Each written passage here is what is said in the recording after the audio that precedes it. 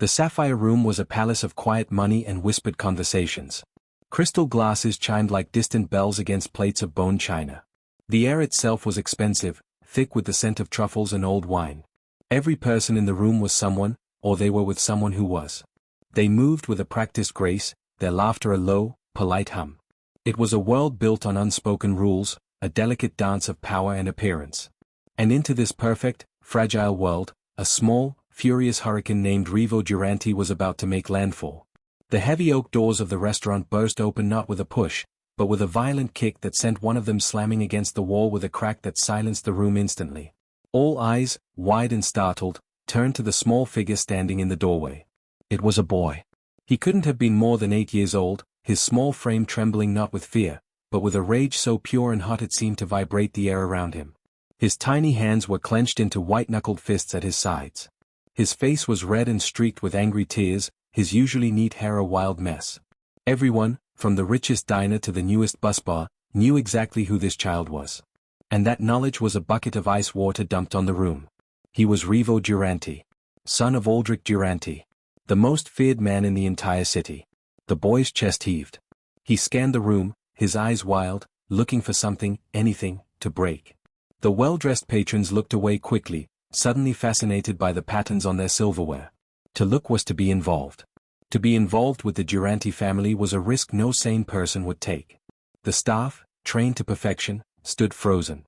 The manager, a man named Mr. Albright, took a half-step forward, his mouth opening and closing like a fish out of water, but no sound came out. The fear was a physical presence, choking him. Revo let out a raw, guttural scream of pure frustration. It was the sound of a heart breaking, a sound no child should know how to make.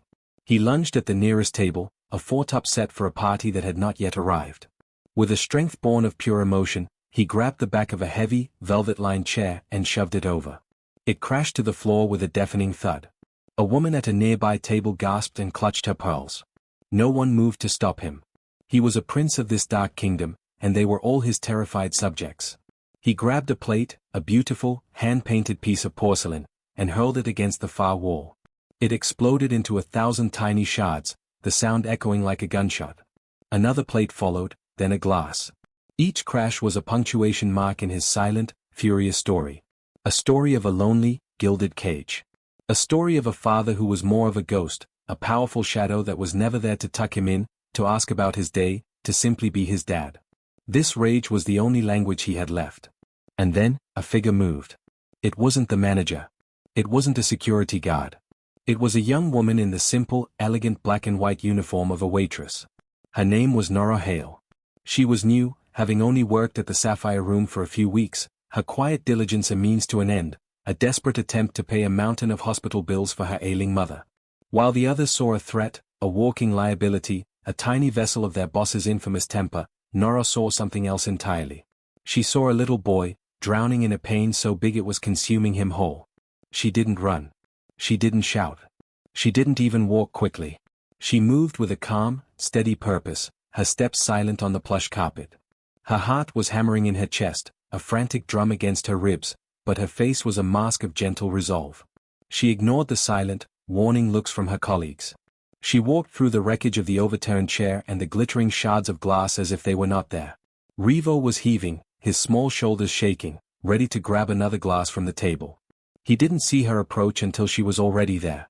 She didn't reach for his arm or try to restrain him. Instead, she simply knelt down. She lowered herself so that she was at his eye level, her knees pressing into the soft carpet amidst the chaos he had created. The act itself was disarming. She wasn't towering over him, wasn't a grown-up trying to exert control. She was making herself his equal in this moment. For a long second, he just stared at her, his breath hitching, his body coiled tight like a spring.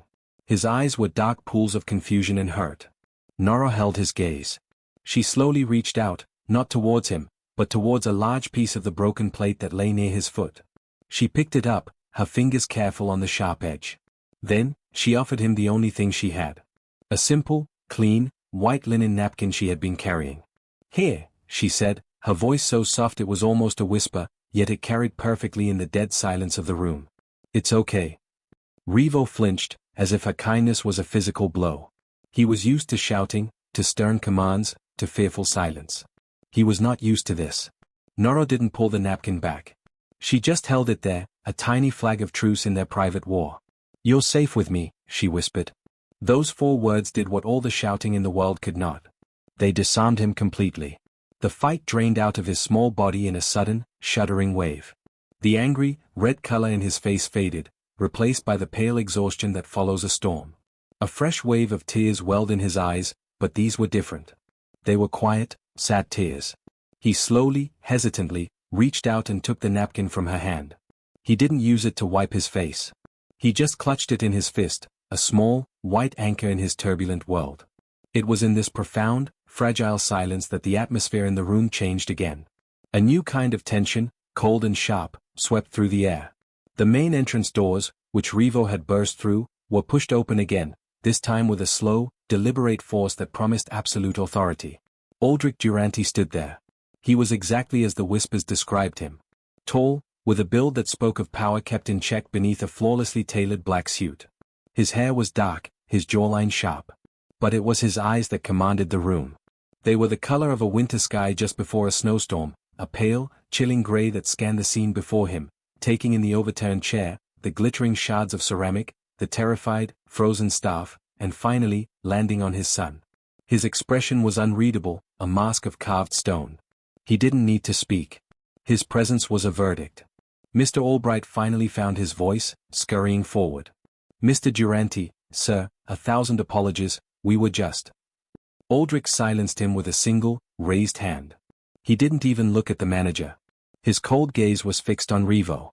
He took a step forward, and then another, his expensive shoes crunching on the broken glass. This was it. The moment of reckoning. Everyone expected the boy to be dragged away, to be punished, to be reminded of the price of such a public display. But Revo did something no one, least of all Aldrich, expected. As his father approached, the boy's head snapped up. The fear that had been absent during his rage now flooded his features. In a frantic, desperate movement, he spun around and threw his small arms around Nora's legs, burying his face in the fabric of her waitress uniform. He hid behind her, using her body as a shield against the icy presence of his own father. The entire restaurant held its breath. This was an unprecedented act of defiance. This was a transgression that could have consequences no one could imagine. Aldrich stopped. His cold eyes lifted from his son, traveling up the form of the young woman who was now his son's protector. He looked at her, really looked at her, for the first time. He saw a young woman with gentle eyes, her face pale but set with a determined calm. She didn't bow her head. She didn't look away in terror. She didn't offer excuses. She simply met his gaze, one hand coming down to rest gently, protectively, on Revo's trembling back. Her posture was not one of challenge, but of simple, unwavering guardianship. In that single, silent exchange, something fundamental shifted in the universe of Aldrich Durante. He saw the way his son clung to her, a trust the boy had never shown anyone, not even him. He saw the quiet courage in her eyes, a courage that faced his storm without flinching. He saw the softness that had tamed his son's fury where all his own power and threats had failed. The ice in his gaze didn't melt, but it did, fracture. A flicker of something long buried, curiosity, intrigue, a deep, resonant shock, passed through those gray depths. He looked at Nora Hale, and for the first time in a very, very long time, Aldrich Durante was completely and utterly disarmed. The woman who had silenced his son's storm had, without a single demand, just quieted his own. The silence in the wake of Aldrich Durante's departure was heavier and more profound than the noise of the breaking plates had been. For a long moment, no one in the Sapphire Room moved. They were statues in a museum of their own fear, all eyes fixed on the young waitress and the small boy who still clung to her legs as if she were the only solid thing in a world that had just tilted on its axis. Nora herself felt suspended in that moment, the chill from Aldrich's gray eyes still lingering on her skin like a frost. She could feel the fine tremors running through Revo's small body, a silent aftershock of his emotional earthquake. Slowly, carefully, she bent down, her movements gentle so as not to startle him. "Hey," she whispered, her voice a soft counterpoint to the remembered crash of porcelain. "He's gone. It's just us now." Revo slowly lifted his head, his eyes wide and searching her face for the truth. Seeing only calm assurance there, his grip on her dress loosened slightly. Mr. Albright, his face a pale mask of sweat and anxiety, finally scurried over, wringing his hands. "Nora, my dear, what a situation. Let me take the young master to his father's office too, to calm down. He reached a tentative hand toward Revo. The boy flinched violently, burrowing back into Nora's side with a whimper. It was a wordless plea, more powerful than any shout. Nora looked from the terrified manager to the terrified child. A resolve, hard and clear, solidified within her. "I think it's best if I stay with him for a little while, Mr. Albright," she said, her tone leaving no room for argument. "Perhaps in a quiet corner? I'll clean this all up afterward, I promise." The manager, seeing no other viable path that didn't risk another explosion, nodded jerkily and retreated, shooing the other gawking staff back to their work. The spell was broken, and the restaurant slowly began to hum with activity again, though the glances cast toward their corner were frequent and filled with a new, wary curiosity. Nora led Revo to a secluded booth far from the wreckage. She didn't speak, simply sat with him, her presence a quiet anchor in his chaotic world. She asked the busboy for a glass of water and a cloth, and when they arrived, she gently wiped the tear tracks from his face. He let her, his dark eyes watching her every move. An hour later, as Nora was meticulously sweeping up the last of the glass shards, a man in a dark, impeccably tailored suit that was not as fine as Aldrich's but spoke of the same world, approached her. He was polite, his voice low. "Miss Hale? Mr. Durante requests your presence in his private office. Now." The walk to the top floor of the building was a silent one. The elevator doors opened not into a corporate maze of cubicles, but into a single, vast antechamber that led to a pair of heavy, dark wood doors. The room was sparsely furnished, all cool marble and sharp lines, feeling more like a fortress than an office. Aldrich Durante stood by a floor-to-ceiling window, his back to her, looking out over the city he commanded. He didn't turn as she entered. "Sit," he said, the single word a command that echoed in the spacious room. Nora remained standing near the door. "I'd prefer to stand, thank you." This made him turn. His expression was still unreadable, but the intensity of his focus was a physical weight. He looked at her for a long, assessing moment, as if trying to solve a complex equation. "What is your name?" he asked, though she was certain he already knew the answer. "Nora Hale." "Revo," he began, walking slowly toward his desk but not sitting. "My son. He is a difficult child. Prone to these episodes." He paused, choosing his words with the care of a man who knew their power. "What you did downstairs was unexpected. He has never responded to anyone like that. Not his nannies. Not his tutors. Certainly not to me." Nora met his gaze, her hands clasped calmly in front of her. "He wasn't being difficult, Mr. Durante. He was being sad. There's a difference." Aldrich's eyes narrowed almost imperceptibly. Her simple, direct words seemed to bypass all his defenses. He was used to people agreeing with him, flattering him, or fearing him.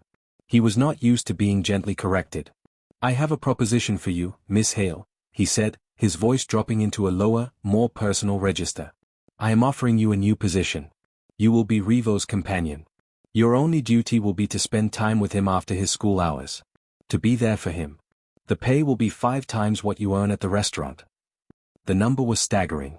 It was a sum that could erase her mother's medical debts in a matter of months. It was a lifeline. But it also felt like a gilded chain. "I have a job, Mr. Durante," she said, though her voice lacked conviction. "You have a purpose now," he corrected her, his tone leaving no room for debate. "One that seems to be, for reasons I do not yet understand, uniquely suited to you. Do you accept?" She thought of her mother's tired smile, of the stack of bills on her kitchen table, and of the lost little boy in the restaurant. Her resistance crumbled. "I accept." And so, a new routine began. The following afternoon, a sleek, black car picked Nora up from her modest apartment and delivered her to the Durante estate. It wasn't a house, it was a compound, hidden behind high walls and iron gates, a beautiful and lonely prison. Her first few days were spent simply being with Revo. They didn't do anything extraordinary. They played board games in the vast, echoey living room. They drew pictures with crayons at the grand, polished kitchen table. They walked in the meticulously maintained gardens, Nora pointing out the different types of flowers, Revo listening with a quiet, rapt attention she suspected he rarely gave his tutors. She learned the architecture of his loneliness. The way his eyes would dart to the door whenever he heard a car, the hope flickering and then dying when it wasn't his father. The way he saved his best drawings, holding them carefully, as if waiting for the right moment to present them. Nora didn't force conversation. She simply provided a steady, warm presence, a safe harbor where he could just be a little boy. Aldrich was a ghost in his own home. Nora would catch glimpses of him. A shadow passing a doorway. The sound of his deep voice in another room, talking in low tones on the phone. He was always present, yet always absent. But she began to feel his attention like a physical touch. She would look up from helping Revo with a puzzle and find him standing in the hallway, watching them, his expression unreadable. He never intruded, but his observation was a constant, silent pressure. One evening, a week into her new role, a storm rolled in over the city. The sky darkened prematurely, and rain began to lash against the windows. Revo, who had been afraid of thunderstorms, grew quiet and anxious. Nora sat with him on a large sofa, reading him a story, her voice a calm rhythm against the drumming of the rain. He eventually fell asleep, his head resting trustingly in her lap. She was content to sit there, stroking his hair, when Aldrich entered the room. He moved with a predator's grace, silent and sure. He stopped a few feet away, looking down at his sleeping son, and then his gaze lifted to Nora. The usual ice in his eyes was gone, replaced by something deeper, more complex. A raw, unguarded mixture of gratitude and something else, something hotter and more possessive. "The car is ready to take you home," he said, his voice unusually quiet. "It's really coming down out there. I can wait until it lets up a little, I don't mind," she replied, not wanting to disturb Revo. "No," Aldrich said, his tone final. "I will drive you." The statement hung in the air, charged and unexpected. Before she could form a protest, he had carefully, with a surprising tenderness, lifted his sleeping son from her lap and carried him upstairs to his bedroom. When he returned, he was holding a long, black coat. "Let's go," he said, holding it out for her. The drive was conducted in a silence that was thick with unspoken words. The inside of his car was a cocoon of leather and dark wood, the only sound the swish of the windshield wipers and the hammering of the rain on the roof. The city lights blurred and streaked through the wet glass. He drove with a focused intensity, his large hands resting lightly on the steering wheel. "He hasn't had a nightmare since you started coming here," Aldrich said suddenly, his voice cutting through the quiet. It wasn't a thank you. It was a statement of fact, one that seemed to hold immense significance for him. Nora looked at his profile, illuminated by the dashboard lights. The sharp line of his nose, the strong set of his jaw. "He just needs to feel seen," she said softly. "Children shouldn't have to scream to be heard." Aldrich was silent for a long moment, navigating the slick streets. "My world is not a kind one, Nora," he said, and the use of her first name sent a shiver down her spine. It sounded intimate in the dark confines of the car. "It is not a place for softness. I have spent my life building walls to protect what is mine. I thought that was the only way." "And what do you think now?" she asked, her voice barely a whisper. He didn't answer immediately. He pulled the car up to the curb in front of her apartment building, a stark contrast to the world he inhabited. He turned off the engine, and the sudden silence was deafening. He turned in his seat to look at her, his gray eyes capturing hers in the dim light. The space between them seemed to shrink, charged with a magnetic pull. "I think," he said, his voice a low, rough murmur, "that perhaps a fortress is a very lonely place to live." His gaze dropped to her lips for a heartbeat, so fast she thought she might have imagined it. The air in the car grew hot, the atmosphere shifting from one of quiet contemplation to one of palpable, dangerous tension. He was a man who took what he wanted, and in that moment, the desire in his eyes was a naked, blazing thing. He wanted her. Not as his employee. Not as his son's caretaker. But as a man wants a woman. Then, just as suddenly as it appeared, the mask of control slid back into place. He looked away, breaking the spell. "I will send the car for you tomorrow at 3, he said, his voice once again that of the commanding boss. Nora could only nod, her heart thundering in her chest. She fumbled with the door handle and stepped out into the rain, the cold water a shock against her heated skin. She didn't look back as she hurried into her building, but she could feel his eyes on her until the moment she disappeared through the door. The architecture of her life, and his, had just been irrevocably altered. The walls of his fortress had not been breached, a door had been opened, and she had been invited inside. The rain from that fateful car ride seemed to have washed away an invisible barrier. In the days that followed, the air within the Duranti estate shifted. It was no longer just a place of cold luxury and silent hallways, it became a stage for a slow, deliberate dance between two people who were navigating a connection as dangerous as it was inevitable. Aldrich no longer remained a ghost at the periphery. He began to appear, his presence a deliberate intrusion into the peaceful world Nora had built with Revo. He would join them in the library, settling into a high-backed leather chair with a book of his own, ostensibly reading, but his attention was a tangible force, constantly drifting from the pages to settle on Noro as she helped Revo with his schoolwork. He started taking his evening coffee in the sunroom while they played cards, his sharp comments on their strategy a low, rumbling counterpoint to Revo's giggles. He was, in his own controlled and methodical way, courting her. Not with flowers or sweet words, but with the simple, profound act of his presence. He was allowing her to see him, not just as the feared mafia boss, but as a man in his own home. Nora felt the change like a shift in the weather. The guarded look in his winter-gray eyes had softened into something more complex, more heated. When their hands brushed passing a salt shaker at the dinner table, a jolt, sharp and electric, would pass between them, making her breath catch. When he stood behind her to look over her shoulder at one of Revo's drawings, the heat of his body and the faint, clean scent of his cologne would surround her, making it difficult to think. Revo, perceptive in the way only a child can be, blossomed under this new dynamic. His laughter came more easily, his nightmares ceased entirely, and the angry, sullen boy from the restaurant was now a bright-eyed child who thrived in the warmth of this fragile, emerging family unit. One afternoon, Aldrich announced he was taking them out. Not to a stuffy restaurant, but to the city's botanical gardens. It was a public place, a normal family outing, and the sheer normality of it felt more daring than any shadowy business deal. For a few hours, they were just a man, a woman, and a child. Aldrich, for the first time, looked almost relaxed. He carried Revo on his shoulders when the boy grew tired, his large hand securely holding his son's small one. He bought Nora a single, exotic orchid from the gift shop, presenting it to her with a quiet intensity that made her heart flutter. It was a perfect, sun-drenched bubble of happiness. But the world of Aldrich Duranty was not one that allowed for bubbles. It was a world of sharp edges and sharper enemies. The illusion of a normal life was shattered that very evening. Nora had taken Revo to a small, public park a few blocks from the estate for a quick swing before dusk. It was a calculated risk, a taste of freedom for the boy.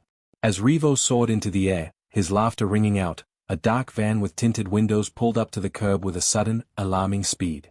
The side door slid open with a harsh, metallic sound. Two large men in dark clothing jumped out, their intentions clear and menacing as they moved with purpose toward the unsuspecting child on the swing. Time seemed to slow, then snap into hyperspeed. A cold, primal fear, colder than any fear she had ever felt for herself, gripped Nora's heart. Every instinct screamed. She didn't freeze. She didn't scream. She moved. In a flash, she was at Revo's side, yanking him from the swing and shoving him behind her, into the dense bushes that lined the park. "Stay down. Don't make a sound," she hissed, her voice low and fierce. She then turned to face the men, her body a shield, her mind racing. She grabbed her phone, her fingers flying across the screen not to dial the police, but to press the direct speed dial she had for Aldrich. He answered on the first ring. "Aldrich," she said, her voice remarkably steady despite the thunder of her heart. "The small park off Elm. They're here for Revo." She didn't wait for a reply. She threw the phone to the ground and faced the approaching men, her hands raised, ready to fight, to scratch, to do anything to buy the seconds her phone call had just purchased. Those seconds were all that were needed. The sound of screeching tires filled the air before the van's engine had even fully turned over. 3 black SUVs surrounded the park, blocking every exit. Men, far more disciplined and dangerous-looking than the would-be kidnappers, swarmed out. The confrontation was brutal, efficient, and over in less than a minute. The 2 men were subdued and dragged away, their van following. It was as if the incident had never happened, erased from the world with a terrifying swiftness. And then Aldrich was there. He wasn't in a car. He had come on foot, running the few blocks from his estate, his suit jacket gone, his tie loose, his hair disheveled. His face was a mask of pure, undiluted fury, but his eyes, when they found Nora and a trembling Revo emerging from the bushes, held a terror so profound it stripped him bare. He fell to his knees, not caring about the dirt, and pulled his son into a crushing, desperate embrace, his eyes squeezed shut. "Revo," he choked out, the word a prayer. After a long moment, he stood, still holding his son tightly against his chest. Then his gaze found Nora. The fury and fear in his eyes melted away, replaced by an emotion so raw and powerful it stole the air from her lungs. He closed the distance between them in 2 long strides. With his free arm, he pulled her to him, his embrace so tight it was almost painful. He buried his face in her hair, his body trembling with the force of his adrenaline and relief. "Nora," he breathed, his voice a ragged whisper against her ear. "Dio, Nora." He pulled back just enough to look at her, his grey eyes blazing with a fire that consumed every pretense, every wall, every rule he had ever lived by. One hand came up to cradle her face, his thumb stroking her cheek with a shocking tenderness. "I saw them coming for him," he said, his voice low and thick with emotion.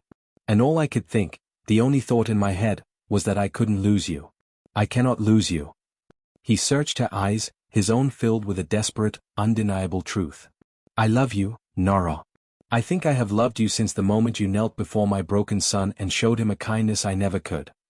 And then he kissed her. It was not a gentle kiss. It was a claiming, a confession, a release. It was filled with all the fear of the last few minutes and all the passion he had locked away for a lifetime. It was desperate and grateful and hungry. It was the kiss of a man who had found his heart in the midst of a battlefield and would never let it go again. Nora melted into it, her arms wrapping around his neck, her own fears and feelings pouring out in her response. The world, with all its dangers, fell away. There was only him, and the searing truth of his love. Later, in the quiet safety of the estate, with Revo safely asleep under the watch of a dozen guards, Aldrich led Nora to his private study. The room was a reflection of the man himself, powerful, ordered, and intense. He poured 2 glasses of amber liquid, handing one to her. His expression was grim but resolved. "The men who came for Revo today were sent by a rival, Silas Varno," he explained, his voice all business, but his eyes still soft when they looked at her. "He thought to hurt me by taking my son. He saw you as a vulnerability. He was a fool." He took a slow sip, his gaze turning icy. "He will not be a problem anymore. No one will ever threaten what is mine again." The possessive finality in his tone should have frightened her. Instead, it wrapped around her like a shield. He was not just a man, he was a force, and he had declared her and Revo under his protection, part of his very soul. Weeks turned into months. The estate was no longer a fortress of solitude but a home. Laughter echoed in halls that had known only silence. One evening, Nora found Aldrich not in his study, but in Revo's room, sitting on the edge of the bed, reading a story to his sleepy son. The sight was so tender, so profoundly different from the cold man she had first met, that it brought tears to her eyes. Aldrich looked up and saw her standing in the doorway. He finished the story, tucked Revo in, and walked over to her. He didn't speak. He simply took her hand and led her to the grand living room, where the city lights twinkled like a carpet of stars below them. He stood behind her, his arms wrapped around her waist, his chin resting on her head. They stood in a comfortable silence, a man who had built his life on power and a woman who had built hers on kindness, now finding their complete and perfect foundation in each other. The fortress was empty, he murmured into her hair, his voice a low rumble against her back. "Until you walked in and taught me how to live in it." Outside, the city continued its endless, noisy life. But inside, within the walls that had once been so cold, there was only the warm, unbreakable, and profound silence of a family, finally whole.